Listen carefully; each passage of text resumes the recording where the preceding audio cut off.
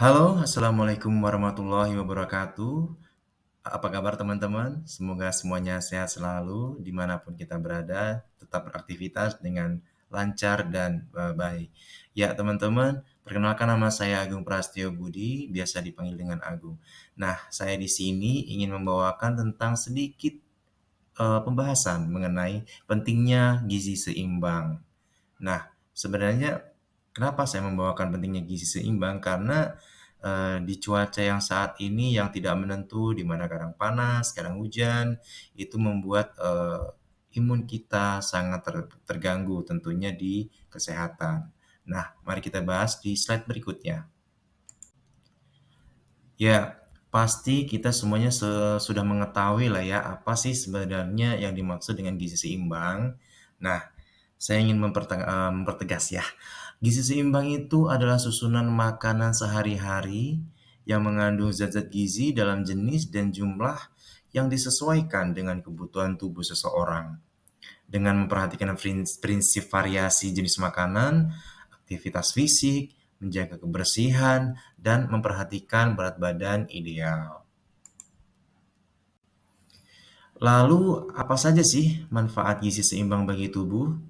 Ya, yang pastinya gizi seimbang itu apabila asupan makanan cukup secara kuantitas, kualitas, dan mengandung berbagai zat gizi yang dibutuhkan tubuh, tujuannya adalah agar kesehatan tubuh kita itu terjaga, pertumbuhan sempurna pada anak-anak, zat gizi tersimpan, dan aktivitas fungsi kehidupan sehari-hari berjalan dengan baik dan optimal. Yang perlu kita ketahui di dalam gizi seimbang itu adalah terkandungnya zat gizi. Nah, apa itu teman-teman zat gizi? Zat gizi itu adalah senyawa dari makanan yang kita perlukan untuk tubuh, untuk fungsi fisiologis secara normal. Nah, zat gizi sendiri dibagi menjadi dua, yaitu zat gizi makro dan zat gizi mikro. Nah, zat gizi makro itu adalah zat gizi yang diperlukan tubuh dengan jumlah besar atau makro, yaitu dalam satuan gram per orang per hari. Nah, zat gizi mikro itu apa aja? Zat gizi mikro itu adalah zat gizi yang diperlukan dalam jumlah kecil, yang dalam satuan miligram atau bahkan mikrogram per orang per hari, di mana eh, zat gizi makro itu terdiri dari karbohidrat, protein, dan lemak.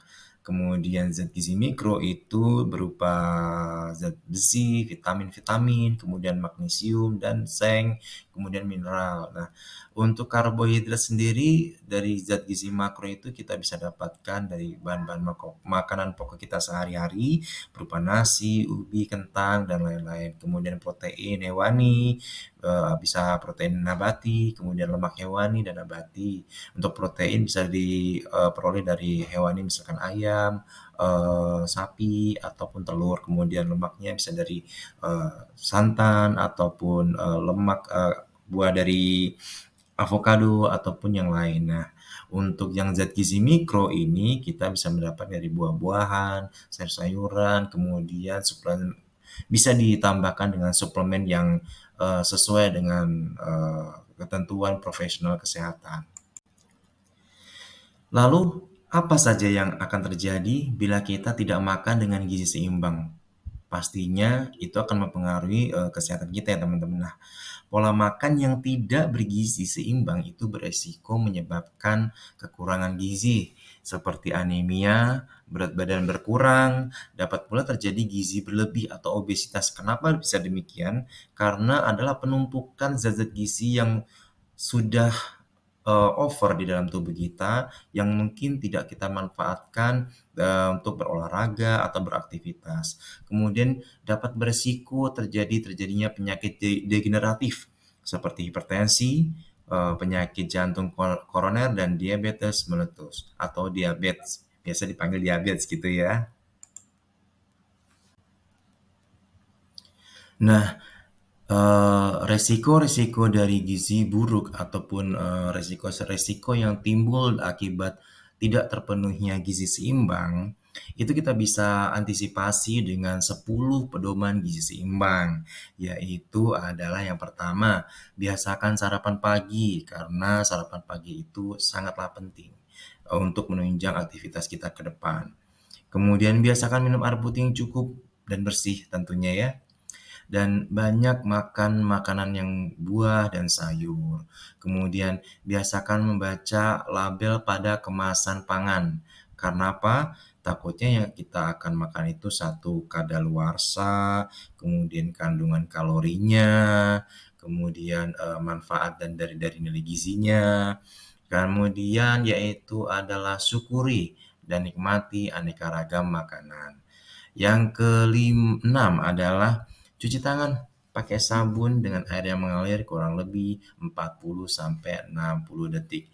Udah tahu kan teman-teman pastinya cuci tangan yang benar adalah 2 sebelum kegiatan dan 3 setelah kegiatan. Nah, biasakan mengkonsumsi lauk pauk yang mengandung protein tinggi.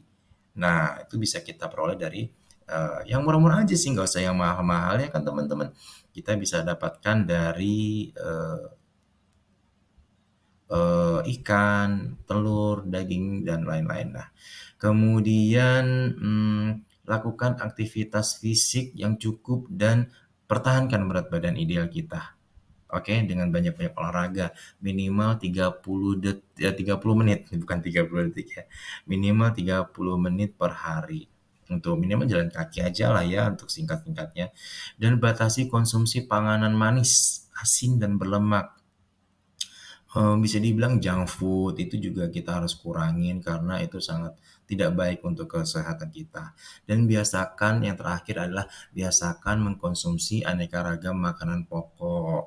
Nggak harus kita pakai nasi-nasi terus, kita bisa pakai kentang, kita pakai ganti jagung, dan ubi, dan sebagainya. Ya, itulah teman-teman sekiranya sedikit saja pembahasan tentang pentingnya sih gizi seimbang yang harus kita jalankan di mana jika kita menjalankan gizi seimbang ini akan membantu kesehatan kita terjaga dalam melakukan aktivitas kehidupan sehari-hari. Ya, teman-teman, terima kasih semuanya. Semoga sehat selalu, tetap semangat, dan assalamualaikum warahmatullahi wabarakatuh. Sampai ketemu di pembahasan berikutnya. Dah.